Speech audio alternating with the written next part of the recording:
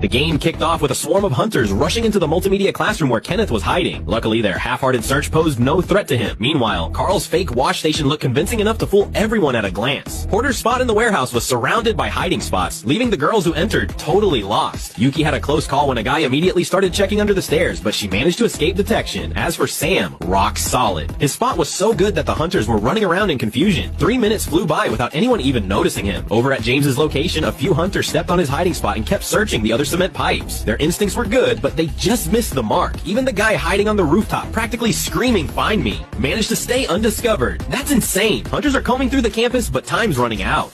At this point, 2 girls approached Yuki's hiding spot and grew suspicious of the stairs. Yuki ended up being the first player eliminated. The search continued, but finding the remaining 7 players in the 5,000 square meter campus was still no easy task. Over by Porter, a guy tried to move a protective pad, but couldn't budge it. Just as he gave up, another girl came to check the same spot. Meanwhile, 2 guys found James under the stairs, and he couldn't escape. They eliminated him. On the other side, Shanye's wooden hiding spot was also discovered, leading to both of their eliminations. The hunters clearly found their rhythm. From ground level, you could barely see the top of Sam's head, even if you looked up. Carl's wash station, built with quality materials, managed to evade the hunters again. As more hunters spread out outdoors, Jack on the rooftop was at risk of being exposed. Sure enough, he was soon found and eliminated, leaving only 4 players remaining. In the final minute of the first half, would the hunters manage to make a breakthrough? In post-game interviews, one guy mentioned he heard an odd sound when stepping on the cement pipe, which tipped him off to a clue. Now, only 3 players are left in the game. As the second half began, a guy checked the perforated wall and stumbled upon Yuki's hiding spot, causing her to stifle a laugh. Meanwhile, over by Carl, a hunter arrived and immediately zeroed in on the wash station. Sensing something was off, Carl was eliminated, leaving only 2 players remaining. These hunters were members of the baseball team who had spent years hanging around the gym. They knew there were no faucets here, so it was no surprise they spotted the discrepancy right away. The countdown was still ticking, and time was running out for the hunters. While Kenneth's spot was bustling with activity, Sam's area was eerily quiet, suggesting he was in a secure position. With 4 minutes left on the clock, Kenneth faced a crisis, but still managed to remain undetected. He was impressively steady. In the last 90 seconds, the wall had been knocked on countless times, and Yuki had gotten used to it. In contrast, Sam had several guys lingering right under his nose, and he was on the verge of losing it. In the final minute, the focus shifted to the multimedia classroom, which housed around 50 hunters. In the end, congratulations to Kenneth for hiding until the very end and securing the prize money. So here's the question. If you were a hunter, do you think you'd have the confidence to find these prey?